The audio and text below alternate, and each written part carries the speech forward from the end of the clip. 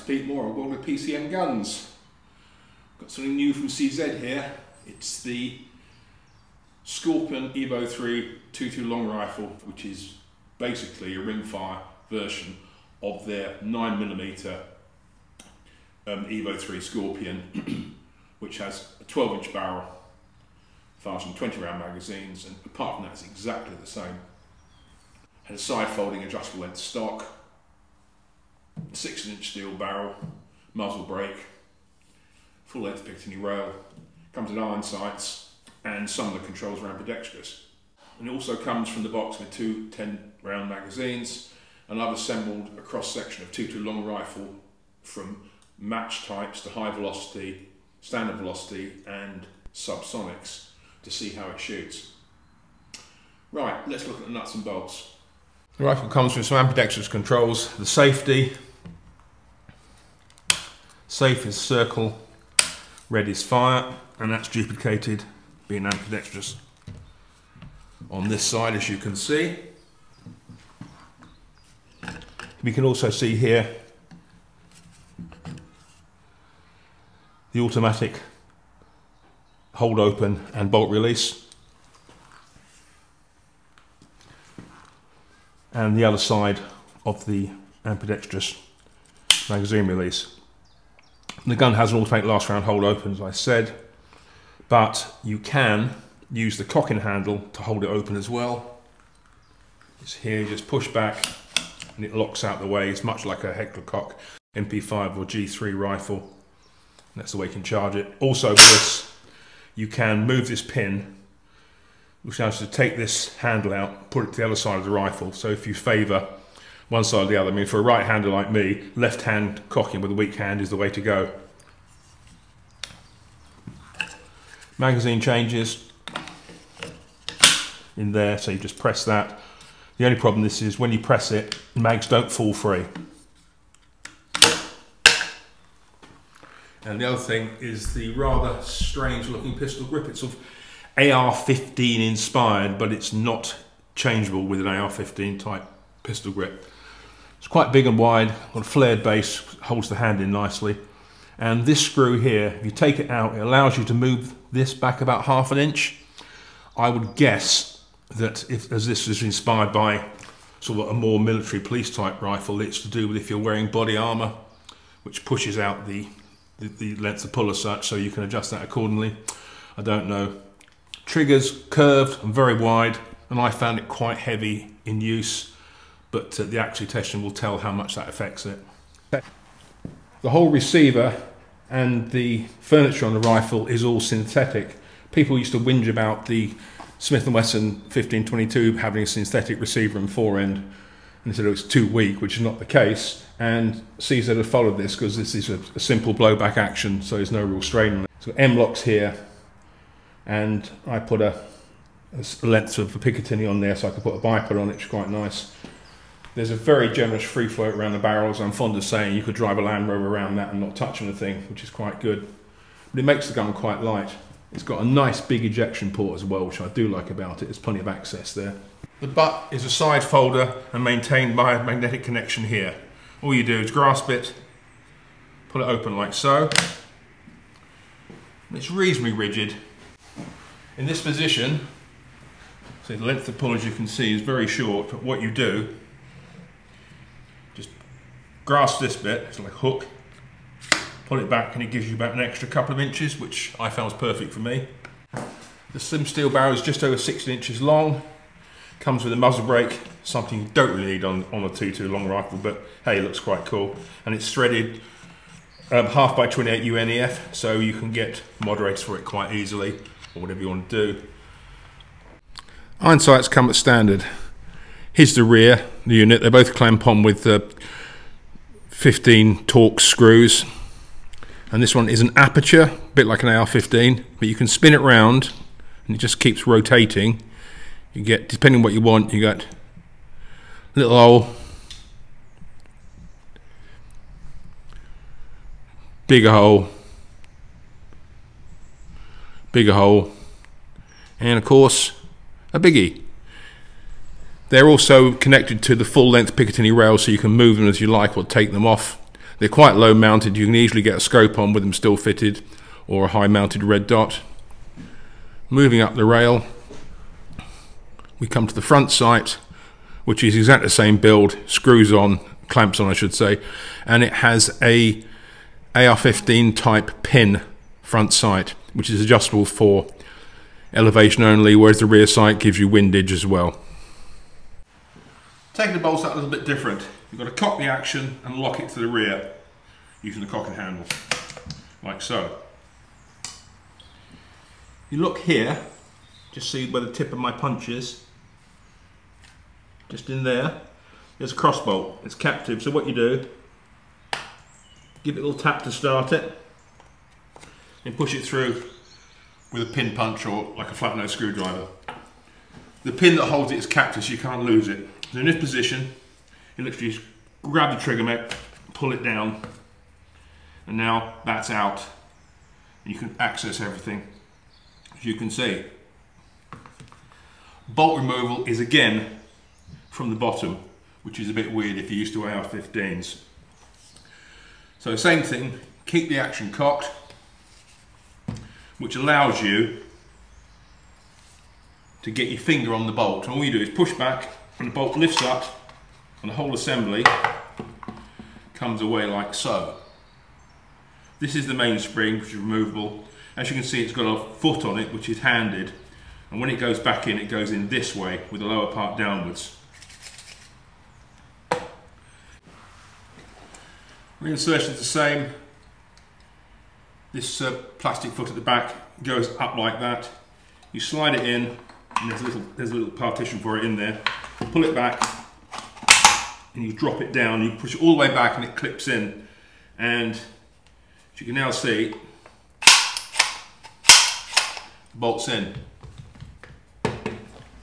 Trigger mech, just the same. Mech, make sure the pin's out. Tiny bit, little bit fiddly. Snap it in, like so. Push the pin through. We're back in business. CZ have been smart in the mag design. They've put pull down catches on the side, which does ease the loading process no end. So we do, first one in, drop it in, put the next one on top, each time making sure the one that goes in, the rim sits in front of the one on the platform. Otherwise you'll get feed jams, which is the trick with any 2.2 semi-auto, or for that matter, any 2.2 bolt action that has a box magazine feed system. So it takes 10.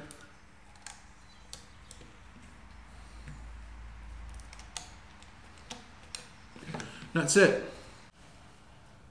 Of all the things in a rifle most vexing was the hold open, the automatic hold open system. When I took it to range last week for the first time, I put about 400 rounds through it, roundabout, high velocity, subsonic, match, standard, usual stuff, and it ran as sweet as a nut. Reliable, it is a very reliable rifle. It feeds and extracts, not a problem at all. And then I came back last week, so I wanted to do some more filming and things on it, and the hold open wouldn't work at all, the automatic hold open. And I stripped the rifle down because it was a bit dirty, cleaned the magazines, and no matter what I put through it, it wouldn't hold open. So, which is bloody annoying. And today, which is the final day, I've got the rifle and I'm just finishing off. I was going to do just a shooting sequence, and I used the Fiocchi, what they call sort of supersonic ammunition, and before it hadn't worked. You just, like the other stuff, it just stopped holding open. Then you might see a surprised look on my face when I fire the first 10 rounds off and look down, the action's hold open, and the gun held open, which it didn't do the time before, and it really confused me. So I went back and I dug out all the ammo I used, and the only thing it held open on was the Fiocchi sort of ultrasonic. It's the only thing. But when I first started testing the gun, it held open on everything. So I'm not sure if there's a bit of grit somewhere or something, I don't understand, but it's very strange, very vexing. But again, this gun, to be fair to it, it's a tester, it's been out and about, it's been around the block, so perhaps it's just worn out as these things do, or something's broken, as happens on the best of kit.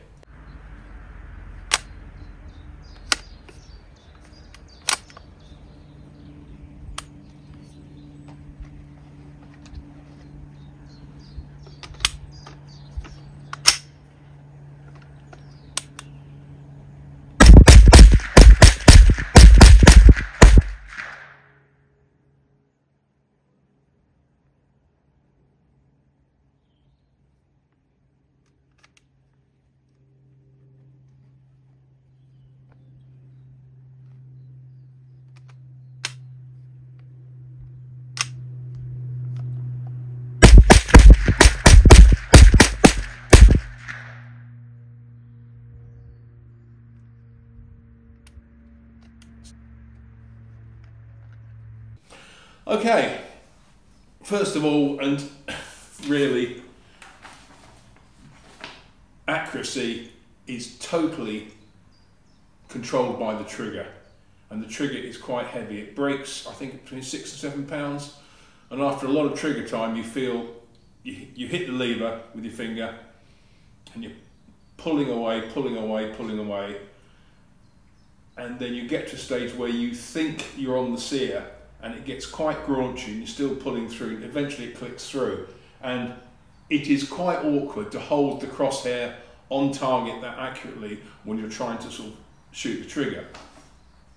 So here's what I found, good and bad. First of all, I started with the ultra high velocity Fiocchi, and that was punching in at 0.701 inches, which for 50 yards with this sort of rifle is pretty damn good. Norm subsonics, they opened up to 1.041 inches, which is quite surprising. It's quite an accurate round in the bolt gun. Magtech standard velocity was 0.873, again pretty respectable for that sort of load.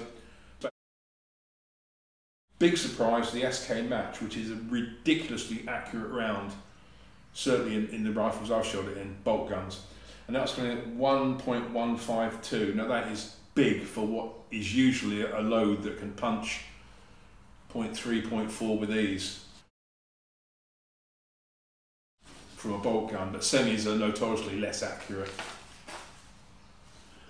Finally, and again a bit of a surprise, Winchester's 42 grain max subsonic, which is my chosen subsonic for 22 LR. Again, I shoot rabbits with bolt guns mainly, and that was coming in at 0.630, again respectable. So from that, the trigger definitely had an effect, but also it does indicate the rifle is a bit fussy, what it likes, what it doesn't like, and that's just the way of it.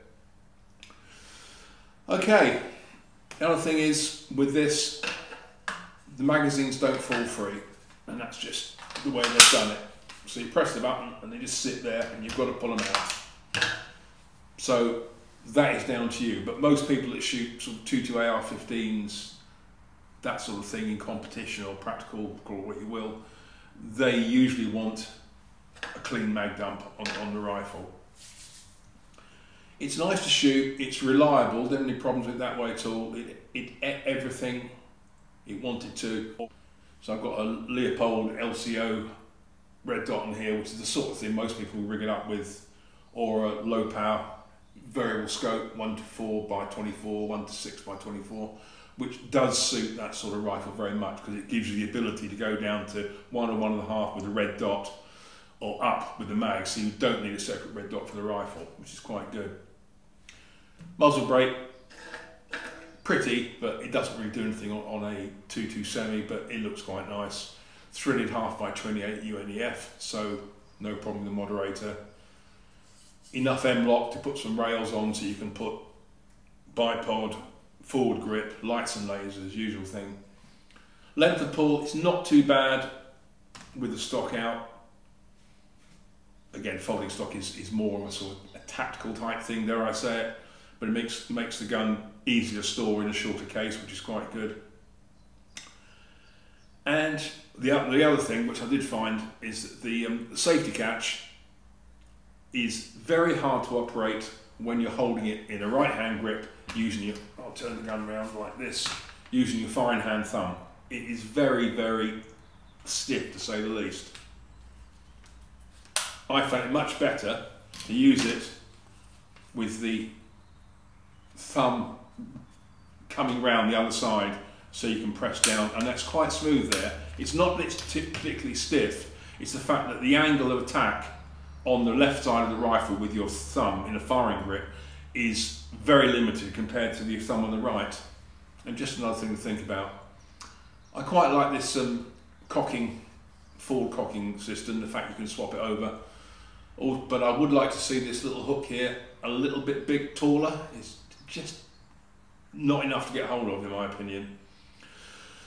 But the thing about this is, it's not a cheap rifle. I think they're 1,340 or 1,360.